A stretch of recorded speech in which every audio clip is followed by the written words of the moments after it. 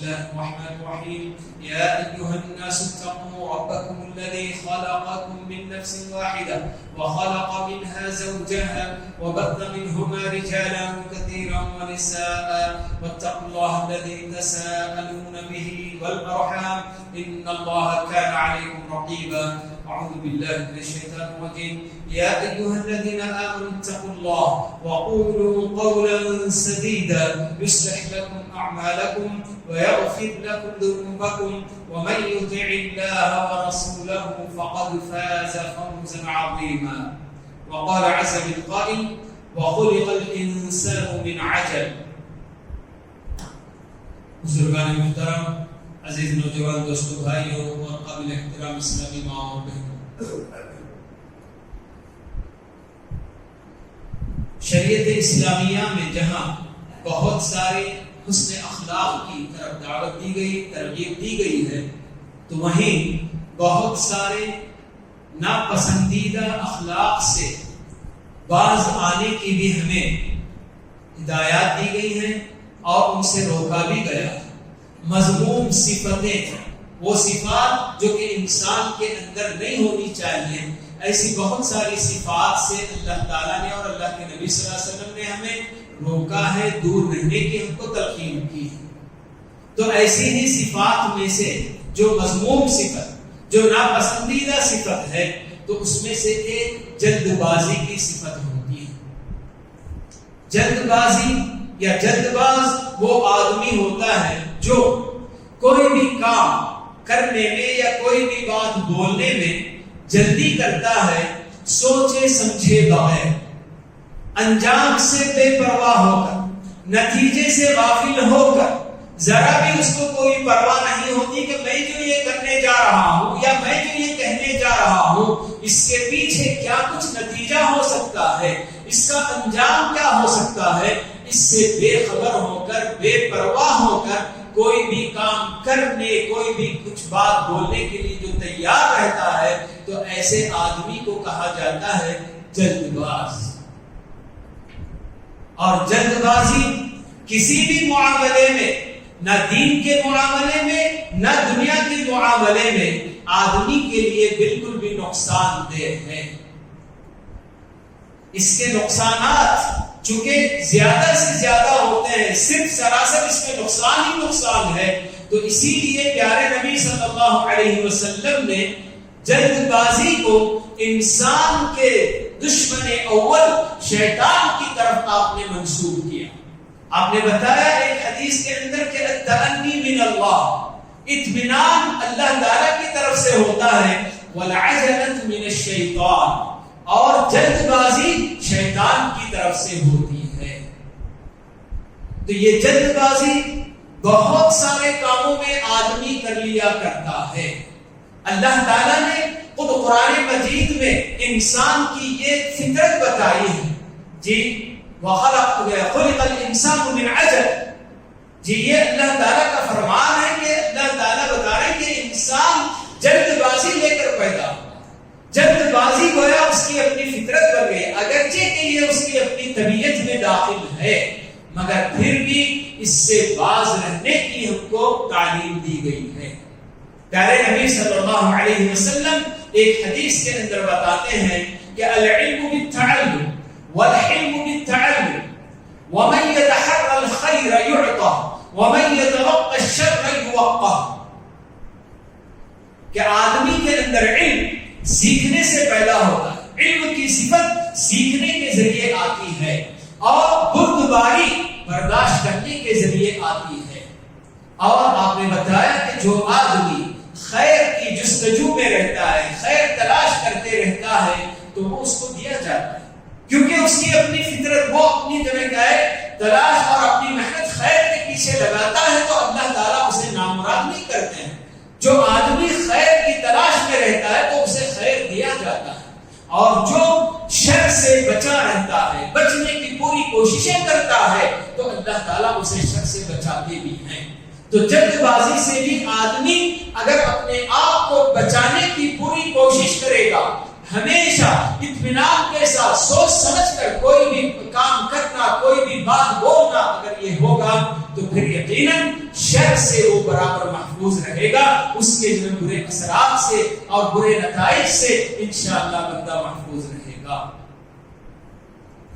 جلد بازی انسان کن کن چیزوں میں نہیں کر لیا کرتے ہیں۔ کبھی کبھی انسان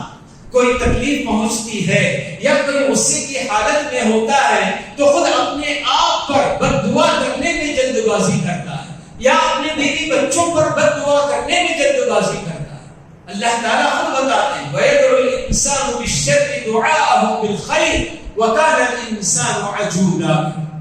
کہ انسان ایسا جلد باز ہوا ہے کہ وہ شر کے تعلق سے اپنے حق میں بد دعا کرتا ہے۔ وَيَدْعُ الْإِنسَانُ بِالشَّرِّ دُعَاءَهُ بِالْخَيْرِ، جیسے کہ انسان خیر کی دعا کرتا ہے تو ویسے انسان شر کی بھی دعا کر لیتا ہے، یعنی اپنے حق میں بد دعا کر لیتا ہے، اور یہ انسان بڑا جلد باز واقع ہوا ہے۔ اللہ تعالیٰ کو بتاتے ہیں جلد بازی جہاں دعا کرنے میں یا بد دعا کرنے میں بندہ کرتا ہے تو وہیں دعا کی قبولیت میں بھی جلد بازی کرتا ہے۔ دعا ادھر کیا نہیں کہ وہ چاہتا ہے کہ نتیجہ بالکل میرا گھر کے سامنے میرے آنا چاہیے۔ پیارے نبی صلی اللہ علیہ وسلم ہمیں حدیث کے اندر بتاتے ہیں کہ تم میں سے کوئی آدمی جب دعا کرتا ہے تو اس کی دعا اسی وقت قبول کی جاتی ہے جب تک کہ وہ جلد بازی نہ کرے۔ اگر جلد بازی کرے گا تو اللہ تعالیٰ دعا نہیں قبول کرتے۔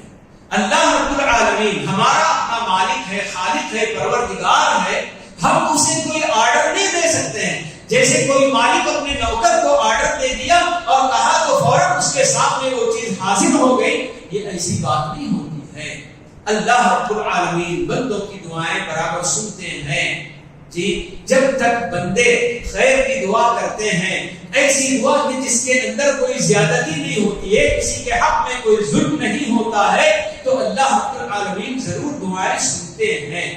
مگر اللہ رب العالمین کے نزدیک دعاؤں کی قبولیت کے 3 حالات بتائے گئے۔ حدیث میں پیارے نبی صلی اللہ علیہ وسلم ہمیں بتاتے ہیں کہ کبھی ایسا ہوتا ہے کہ بندہ جو دعا کرتا ہے اللہ رب العالمین اسے اسی دنیا میں اس کی اپنی مراد پوری کر دیتے ہیں، اس کی دعا قبول ہو جاتی ہے۔ دوسری شکل اور صورت آپ نے دعا کی قبولیت کی یہ بتائی کہ بندہ جب دعائیں کرتا ہے اگر اس پر کوئی بہت بڑی مصیبت آنے والی ہوتی ہے تو اللہ رب العالمین اس کی دعا کی بدولت اس سے وہ مصیبت ٹال دیتے ہیں، وہ پریشانی دور کر دیتے ہیں۔ اور تیسری صورت دعا کی قبولیت کی آپ نے بتائی کہ اللہ تعالیٰ بندے کی دعاؤں کو سینت کر رکھتے ہیں، جمع کر کے رکھتے ہیں، اور آخرت میں اسے اس کی اپنی دعاؤں کا بدلہ پورا دیا کریں۔ تو آدمی کو کبھی بھی جلد بازی دعا کرنے کے بعد کہ میں دعا کر رہا ہوں مگر میرا پروردگار میری دعا قبول ہی نہیں کر رہا ہے، ایسے بالکل بھی مایوس نہیں ہونا ہے۔ یہ صاف آپ نے جو بتائی بات کہ بالکل یہی بات کہ میں نے دعا کی مگر میرے رب نے دعا نہیں قبول کی، اس طرح کی کوئی شکایت نہیں ہونی ہے۔ تو دعا بندے کو مسلسل کرتے رہنا چاہیے، جو بھی اس کی اپنی مطلوبہ چیزیں، جس چیز کے لیے بھی وہ دعا کرنا چاہتا ہے، زندگی بھر کرنا پڑے کرتا رہے، کبھی اللہ تعالیٰ کی رحمت سے مایوس بالکل بھی نہ ہو۔ تو یہ دعا کی قبولیت میں بندے جلد بازی کرتے ہیں تو اللہ کے نبی صلی اللہ علیہ وسلم نے بتایا کہ جب جلد بازی کرتے ہیں بندے تو اللہ تعالیٰ ان کی دعا قبول نہیں کرتے۔ جی تو اسی طرح سے جو جلد بازی بندے کر لیا کرتے ہیں، کتنے کاموں میں کر لیا کرتے ہیں۔ نمازیں پڑھنے میں آپ دیکھ لیجئے کہ نماز پڑھنے میں، نماز ایک ایسی عبادت ہے جس کے اندر اطمینان اس کی اصل روح، نماز بندہ اطمینان کے ساتھ پڑھے یہ مطلوب ہے۔ مگر نماز پڑھنے والے ایمان کے ساتھ جب پڑھ لیتے ہیں تو وہ تو کسی قدر اطمینان والی نماز ہو جاتی ہے، لیکن کتنے ایسے بندے جب اپنے سے سنن نوافل وغیرہ جب پڑھتے ہیں تو کتنی جلدی نمازیں پڑھتے ہوئے نظر آتے ہیں۔ نہ صحیح طریقے سے رکوع اطمینان سے ہوتا، نہ سجدہ اطمینان سے ہوتا ہے، نہ قیام اطمینان سے، کسی بھی طرح کا کوئی اطمینان ان کی نماز میں بالکل بھی نظر نہیں آتا۔ جبکہ ایسی نماز جس کے اندر اطمینان نہ ہو، اللہ کے نبی صلی اللہ علیہ وسلم تلک صلاۃ المنافق بول کے بتاتے ہیں، وہ نماز جس کے اندر اطمینان کی روح نہ پائی جائے تو وہ تو منافقین کی نماز ہوتی ہے۔ جیسے منافق انتظار میں رہتے ہیں، سورج غروب ہونے کا وقت قریب آ گیا تو بس کھڑے ہوتے ہیں اور اللہ تعالیٰ کو بس ایسے ہی بالکل کچھ جیسے کہ اللہ کے نبی نے بتایا کہ جیسے کوا ٹھونک مارتا اٹھتا ہے، ٹھونک مارتا اٹھتا ہے دانا چگتے ہوئے، تو بالکل اس طرح سے ان کی نمازیں ہوتی ہیں۔ وَإِذَا قَامُوا إِلَى الصَّلَاةِ قَامُوا كُسَالَىٰ، جی کہ جب یہ نماز کے لیے کھڑے ہوتے بھی ہیں تو پوری سستی کے ساتھ، اور اللہ تعالیٰ کو یاد بھی نہیں کرتے اپنی نماز میں۔ تو نماز پڑھنے میں خاص کر بہت زیادہ بہت سارے لوگ جی بڑی جلد بازی کا مظاہرہ کرتے ہیں۔ جی اللہ رب العالمین کے نزدیک کوانٹٹی مقصود، کوالٹی مقصود ہے کہ آپ کیا کر رہے ہیں، کتنا کر رہے ہیں، یہ نہیں دیکھا رہا کس طریقے سے، کتنے اطمینان کے ساتھ کون سا کام کتنے اچھے طریقے سے آپ انجام دیں گے، یہ اللہ تعالیٰ کے نزدیک مطلوب ہے۔ اسی لیے اللہ رب العالمین نے ہمارے اپنے اعمال جب قیامت کے دن ہم کو دیں گے تو گن کر دینے کی بات نہیں بتائی، اللہ تعالیٰ نے وزن کر کے دینے کی بات بتائی ہے کہ ہمارے اپنے اعمال تولے جائیں گے، وزن کیے جائیں گے، گن کر نہیں دیا جائے گا کہ آپ نے اتنی رکعتیں نماز پڑھی ہے، اتنا آپ کو اجر دیا جائے۔ تو نماز پڑھنے میں بندے بہت زیادہ جلد بازی کرتے ہیں، اور یہ جلد بازی انتہائی بدترین قسم کی جلد بازی ہے، کیونکہ یہ جو ہے کیا ہے، سارق اس کو کہا گیا کہ گویا کہ چور ہے یہ بندہ جو چوری کر لیا کرتا ہے۔ تو ایسے بالکل بھی نہیں ہونا۔ آدمی جب اپنی نماز پڑھتا ہے 2 رکعت 4 رکعت جی اطمینان کے ساتھ نماز پڑھے، یہ مطلوب ہے۔ پیارے نبی صلی اللہ علیہ وسلم کی جی موجودگی میں ایک صحابی مسجد میں آئے، نماز پڑھ کر آپ کی خدمت میں، آپ کی مجلس میں آئے، تو آپ نے فوراً ان سے کہا کہ ارجع فصلی فإنک لم تصلی، جاؤ تم نماز پڑھ کے آؤ، تم نے نماز ہی نہیں پڑھی۔ وہ گئے، دوبارہ نماز پڑھ کر 2 رکعت آئے، پھر بھی آپ نے بتایا کہ جاؤ تم نماز پڑھو، تم نے نماز نہیں پڑھی۔ تیسری مرتبہ بھی آپ نے ان کو ویسے ہی لوٹایا، تو پھر اس کے بعد وہ صحابی بتاتے ہیں اللہ کے نبی مجھے بس اسی طریقے سے نماز پڑھنا آتا ہے، آپ بتائیے کہ نماز مجھے کیسے پڑھنا چاہیے۔ تو پھر اس کے بعد آپ پوری اطمینان کی بات نماز کے اندر بتاتے ہیں کہ جب تم جاؤ تو کس طرح سے قبلہ رخ کھڑے ہونا ہے، کیسے تلاوت کرنی ہے، کیسے قرات کرنی ہے، پھر کیسے سجدہ کرنا ہے، کیسے اس میں اطمینان سے ہونا ہے، رکوع میں جاؤ تو اطمینان کے ساتھ رکوع کرو، پھر کھڑے ہو جاؤ تو اطمینان کے ساتھ کھڑے رہو، پھر سجدے میں جاؤ تو اطمینان کے ساتھ سجدہ کرو، اور 2 سجدوں کے درمیان جب بیٹھو تو اطمینان کے ساتھ بیٹھے رہو۔ یہ جناب آپ ان کو بتاتے ہیں۔ تو نماز پڑھنے میں بہت زیادہ جلد بازی ہمارے اپنے بندے کر لیا کرتے ہیں، تو نماز پڑھنے میں بالکل بھی جلد بازی نہیں ہونی ہے۔ تو یہ دیکھیں کہ دعا ہے، اور دعا میں آدمی کیا مانگتا ہے، تو اس میں جلد بازی، نماز میں جلد بازی، اور کبھی کبھی دعا مانگتے ہوئے بندہ اپنی حاجتیں فوری طور پر اللہ رب العالمین کے سامنے رکھ دینا چاہتا ہے، نہ اللہ تعالیٰ کی کوئی حمد و ثنا، نہ اللہ کے نبی صلی اللہ علیہ وسلم پر کوئی درود، کچھ نہیں، سیدھے اللہ تعالیٰ سے اپنی درخواست جمع کر دینا چاہتا ہے، جبکہ یہ بھی دعا کی جنہیں کیا ہے، آداب کے خلاف ہے۔ اور اللہ کے نبی صلی اللہ علیہ وسلم بتاتے ہیں کہ بندہ اپنی کوئی بھی ضرورت اللہ رب العالمین کے سامنے رکھنا چاہتا ہے تو اس سے پہلے اسے اللہ رب العالمین کی حمد و ثنا کرنی چاہیے۔ جیسے اللہ تعالیٰ کا جو حق ہوتا ہے تو اللہ تعالیٰ کو اس طرح سے حمد و ثنا اس کی کریں، پھر اللہ کے نبی صلی اللہ علیہ وسلم پر درود بھیجیں، پھر اس کے بعد اپنے گناہوں کا اعتراف کریں، اپنی کمزوریوں اور اپنی کوتاہیوں کا اعتراف کریں، اور پھر اللہ تعالیٰ سے گڑ گڑائے دعا مانگے۔ یہ جو صحیح طریقہ دعا کا ہوتا ہے۔ لیکن کتنے بندے ایسے جو نہ اللہ تعالیٰ کی کوئی حمد و ثنا، نہ کوئی درود، نہ کوئی اپنے جو ہے کیا خطاؤں کا اعتراف، کچھ نہیں، سیدھے بس اللہ تعالیٰ سے اپنی مطلوبہ چیز مانگنے کی کوشش کرتے۔ تو یہ سب جلد بازی کی صورتیں ہوتی ہیں۔ تو اسی طرح سے بہت سارے لوگ جلد بازی کرتے ہیں تو کسی پر بھروسہ کرنے میں جلد بازی کر لیا کرتے ہیں، خاص کر جب تجارت وغیرہ کرنا ہوتا ہے، پارٹنرشپ میں کچھ تجارتیں کی جاتی ہیں، یا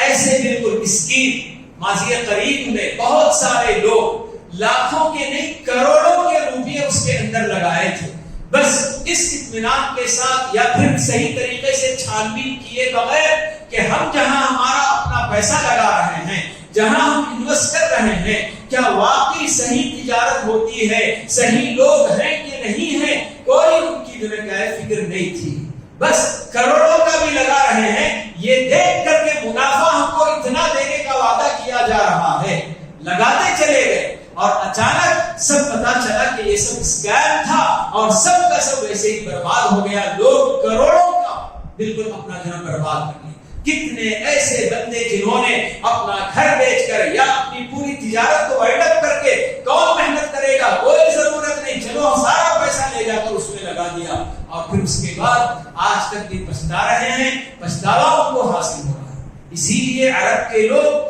یہ جو جلد بازی ہے اس کو الندامات جو کہتے ہیں،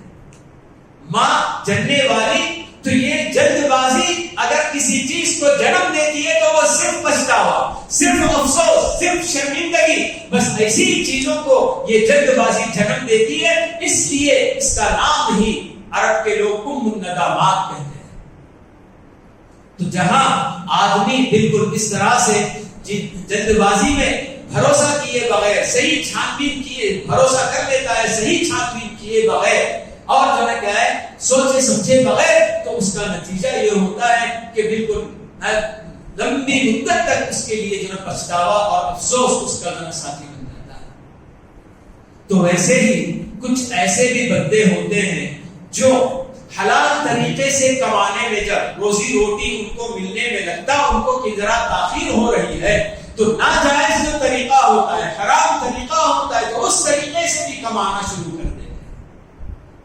جبکہ اللہ کے نبی صلی اللہ علیہ وسلم ہمیں بتاتے ہیں کہ روح القدس نے میرے اپنے دل میں یہ بات ڈالی ہے. آپ بتاتے ہیں کہ یعنی کہ جبریل علیہ السلام نے اللہ تعالیٰ کے حکم سے میرے دل میں یہ بات ڈالی ہے کہ کوئی بھی نفس اس وقت تک نہیں مرے گا جب تک کہ اس کی اپنی میعاد پوری نہ کرے. ہر ایک کے مرنے کے لیے اللہ تعالیٰ نے ایک وقت مقرر کیا ہے، تو وہ وقت پورا ہونے سے پہلے اور جتنی روزی روٹی اس کے حق میں اللہ تعالیٰ نے لکھی ہے وہ پا لینے سے پہلے کوئی بھی مرے گا نہیں. اسی لیے آپ نے بتایا کہ فاتقوا اللہ واجملوا فی الطلب، لوگوں اللہ تعالیٰ سے ڈرو اور اللہ تعالیٰ کی روزی روٹی حاصل کرنے میں اچھے طریقے سے اس کو جو ہے حاصل کرنے کی کوشش کرو. اور یہ بھی آپ نے بتا دیا کہ اللہ رب العالمین کے پاس جو فضل ہے اسے حاصل کرنا ہو تو اللہ تعالیٰ کی نافرمانی اور معصیت سے نہیں حاصل کیا جا سکتا. اللہ تعالیٰ کی اطاعت اور اچھے اور بھلے کاموں کے ذریعے ہی اللہ تعالیٰ کے فضل کو حاصل کیا جا سکتا. ما عند اللہ، اللہ تعالیٰ کے پاس جو کچھ ہے اسے حاصل کرنا ہے، اسے پانا ہے تو اللہ تعالیٰ کی اطاعت کے ذریعے پا سکتے ہیں. اللہ تعالیٰ کی نافرمانی کر کے اللہ تعالیٰ کے فضل کو حاصل نہیں کیا جا سکتا. تو اس طرح سے جلد بازی کرنے میں لوگ رشتہ داریوں میں جوڑنے کرنے میں یا جوڑنے میں بھی توڑنے میں بھی بڑی جلد بازی کرنے والے کرتے ہیں. کہ کتنے لوگ چاہے کبھی لڑکے والے دھوکہ کھاتے ہیں، کبھی لڑکی والے دھوکہ کھا جاتے ہیں کہ صحیح طریقے سے چھان بین جیسے کرنا چاہیے لڑکے کے بارے میں یا لڑکی کے بارے میں کچھ نہیں کیا جاتا، اور پھر اس کے بعد جب رشتہ ہو جاتا ہے اور بعد میں جب ان کا اصلی چہرہ سامنے آتا ہے، چاہے وہ لڑکے کا ہو کہ لڑکی کا ہو، تو اس کے بعد رشتہ کرنے والے پچھتانے لگ جاتے ہیں کہ ہم نے کس جگہ رشتہ ہمارے اپنے بچے کا یا ہماری بچی کا ہم نے کر دیا. تو یہ سب ایسے کام ہیں کہ اسی وجہ سے خاص کر یعنی کہ رشتے وغیرہ جب جوڑے جاتے ہیں تو اس وقت اچھی طرح سے چھان بین کرنے کی ضرورت ہے. لوگوں سے جب پوچھ گچھ بھی ہو بتانا چاہیے، یہ کوئی غیبت کی بات نہیں ہے. خاص کر جیسے شادی بیاہ وغیرہ کے موقع پر جب لڑکا یا لڑکی کے بارے میں اگر کوئی آپ سے معلومات حاصل کرنا چاہتے ہیں تو وہاں چھپانے کی کوئی بات نہیں ہے. جو بھی عیب اگر لڑکے میں یا لڑکی میں آپ جانتے ہیں تو پوری امانت داری کے ساتھ جتنا آپ جانتے ہیں اتنا بتا دینا بہت ضروری ہوتا ہے. تو کہیں ایسا نہ ہو کہ آپ نے پردہ ڈال دیا اور اس کی وجہ سے وہ رشتہ کر لیے اور اس کے بعد آپ دونوں کے پاس مجھے پہلے سے معلوم تھا لیکن بس بتانا میں جو مناسب نہیں سمجھا. نہیں، یہ جگہ ایسی ہے یا یہ ایسا وقت ہے کہ جس میں اگر کوئی کسی کے عیب کو بتاتا بھی ہے تو یہ کوئی غیبت نہیں شمار ہوگی. تو جہاں رشتہ داریاں جوڑنے میں جلد بازی ہوتی ہے تو وہیں بالکل رشتہ داریاں توڑنے میں بھی بڑی جلد بازی ہے. خاص کر آج کے معاشرے میں اور آج کے ماحول میں نوجوان لڑکے اور لڑکیوں کے ذہنوں میں پتہ نہیں کیا سمایا ہوتا ہے کہ وہ اپنے سسرال جا کر لڑکا ہو کہ لڑکی ہو ابھی پوری طریقے سے ایک دوسرے کو سمجھتے بھی نہیں ہیں، پرکھتے بھی نہیں ہیں، کوئی تجربہ نہیں ہوتا ہے کہ اچانک فیصلے لے لیا کرتے ہیں کہ بس مجھے یہ شادی نہیں چاہیے، میں لڑکی کو طلاق دے رہا ہوں یا لڑکی خلا کا مطالبہ کر رہی ہے. یہ سب جلد بازی ہوا کرتی ہے اور ایسی جلد بازی میں آدمی بڑے بڑے فیصلے لے کر جب فیصلہ ہو جاتا ہے اور اس کے بعد جب اس کے نتائج بھیانک نتائج سامنے آتے ہیں تو صرف پچھتاوا ان کے اپنے سامنے آتا ہے. تو یہ سب جلد بازی کی جو ہے برائیاں یا جلد بازی کی ایسی شکلیں کہ لوگ آج بھی برابر ان سب کاموں میں ایسے ہی بالکل جلد بازی کر لیا کرتے ہیں. تو خاص کر یہ لڑکے اور لڑکیاں جو بہت جلدی بالکل اپنی شادیاں توڑ لینا چاہتے ہیں جی انہیں سوچنا چاہیے کہ بھئی یہ کوئی معمولی سی بات نہیں ہے جی کہ اس کے اندر کیا جنا آگے تھوڑا بہت ہر آدمی. اسی لیے ہمیں یہ سب باتیں ذرا بتائی گئی ہیں کہ کس طرح سے اپنی زبان کو قابو میں رکھنا ہے. اور یہ بھی ہم کو بات بتا دی گئی کہ آدمی جب کسی عورت کے اندر یا لڑکی کے اندر ایک چیز اس کو ناپسند آتی ہے تو دوسری چیز اس کو اس کی ضرور کھائے گی، پسند آئے گی. ان کرہ منہا خلقا رضی منہا آخر. اللہ کے نبی صلی اللہ علیہ وسلم بتاتے ہیں کہ کوئی ایک بات اگر اس کی بندے کو ناپسند لگ رہی ہے تو دوسری بات ضرور اس کو جو پسند آئے گی. تو یہ ایسی باتیں ہوتی ہیں کہ لوگ جانتے نہیں ہیں، انجام اور نتیجوں سے بالکل بے خبر ہو کر فوری طور پر فیصلے کر لیا کرتے ہیں اور اس کے بعد سوائے پچھتاوا اور افسوس کے ہاتھ میں کچھ بھی نہیں. کسی کے حق میں فیصلہ لینے میں جی دو لڑنے جھگڑنے والے ہوتے ہیں عام طور پر آدمیوں کا لوگوں کا میلان کہ یہ آدمی صحیح ہے یا یہ آدمی صحیح ہے، ان کی طرف ہم کو جناب سپورٹ کرنا چاہیے یا ان کے ہم کو سپورٹ کرنا چاہیے. ایسے بغیر تجربے کے جی کسی کی بھی خیر کی شہادت دینا ہے یا اس کی جو ہے تعریف کرنی ہے تو شاعر کہتا ہے، عربی شاعر کہ لا تمدح نمرا حتى تجربه ولا تذمنه من غیر تجریب. کسی کی مدح کرنی ہو، کسی کی تعریف کرنی ہو یا کسی کی مذمت کرنی ہو تو دونوں کاموں کے لیے پہلے تجربہ ضروری ہے. آپ ان کو پرکھیے، دیکھیے ان کے ساتھ رہ کر کہ آدمی کی صفات کیسی ہے، کیا وہ قابل تعریف ہے کہ اس کی تعریف کی جائے یا کہیں وہ قابل مذمت ہے تو پھر اس کی مذمت کریں گے. لیکن بغیر تجربے کے، بغیر پرکھے ہوئے، بغیر ذرا آزمائے آپ ذرا نہ کسی کی تعریف کرو اور نہ کسی کی مذمت کرو. اسی لیے ایک اور شاعر عربی کا یہ بھی کہتا ہے کہ تأنى ولا تعجل بلوم لصاحب لعل له عذرا وانت تلوم. اطمینان کے ساتھ فیصلہ لو. تأنى ولا تعجل بلوم لصاحب. اپنے کسی بھی ساتھی کی ملامت کرنے میں جلد بازی مت کرو. ہو سکتا ہے کہ تم ملامت اس کی کر رہے ہوں گے لیکن اس کے پاس کوئی ایسا عذر ہوگا جسے آپ نہیں جانتے ہیں کہ وہ کیوں ایسا کر رہا ہے. لعل له عذرا وانت تلوم. تم تو ملامت کرتے جا رہے ہو لیکن اس کے پاس کوئی معقول عذر ہوگا. جی کوئی بھی آدمی نماز کو ابھی سمجھیے کہ جمعہ کے وقت میں دیر سے آ رہا ہے، دیکھ کر لوگ بہت سارے کہ کیسا مسلمان ہے کہ اتنی دیر سے مسجد میں آ رہا ہے. کرنے والے ملامت ہو سکتا ہے کریں لیکن کیا معلوم کہ اس کے ساتھ کوئی حادثہ پیش آیا ہوگا، وہ وقت سے پہلے نکلا کہ پہنچتے پہنچتے دیر ہو گئی، یا اس کا اپنا کوئی عزیز بیمار ہوا جسے وہ ہسپتال میں داخل کر کے ابھی وقت ملا تو سیدھے آ رہا ہے، کوئی بھی عذر ہو سکتا ہے۔ تو بہرحال یہ ایسی صفت جلد بازی کے آدمی کسی بھی معاملے میں جلد بازی بالکل بھی نہیں کرنا ہے، خاص کر جب دو جھگڑنے والے لڑنے والے ان کے درمیان فیصلہ کرنا ہو تو اللہ کے نبی صلی اللہ علیہ وسلم حضرت علی رضی اللہ تعالی عنہ کو نصیحت کرتے ہیں کہ تمہارے سامنے جب دو جھگڑنے والے آ جائیں تو ایک آدمی کی بات سن کر فوراً فیصلہ مت کرو جب تک کہ تم دوسرے سے بھی باتیں نہ سن لو۔ تو یہ سب بالکل جلد بازی کی بہت ساری بالکل نقصانات جلد بازی کے اور اس کے بھیانک نتائج بہت زیادہ مرتب ہوتے ہیں، جس کی وجہ سے ہمیں قرآن میں بھی پیارے نبی صلی اللہ علیہ وسلم نے اپنی حدیثوں میں بھی جلد بازی سے دور رہنے اور بچنے کی ہم کو تلقین کی گئی ہے۔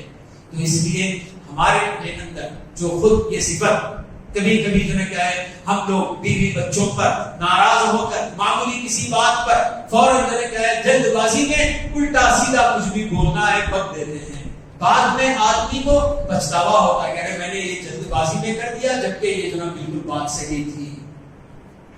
اس سے ہوتا ہے۔ تو اس لیے کوئی بھی آدمی کسی بھی معاملے میں چاہے وہ کسی سے دوستی کرنے میں یا دشمنی کرنے میں کوئی جلد بازی بالکل نہیں ہونا ہے، خاص کر رشتے جوڑنے توڑنے کرنے میں ان سب میں، اور پھر اپنی عبادتوں کے اندر بالکل بھی جلد بازی سے ہمیں اپنے آپ کو بچانے کی ضرورت ہے۔ اللہ رب العالمین سے دعا ہے کہ اللہ تعالیٰ اس مذموم صفت سے اللہ تعالیٰ ہم سب کو بھی محفوظ رکھے اور ساری امت مسلمہ کو بھی اس سے بچائے، اور اس کے جو برے اور بھیانک نتائج ہیں اللہ تعالیٰ ان سب سے ہماری حفاظت فرمائے۔ اقول قولی ھذا واستغفر الله لي ولكم ولسائر المسلمين من كل ذنب فاستغفروه انه هو الغفور الرحيم۔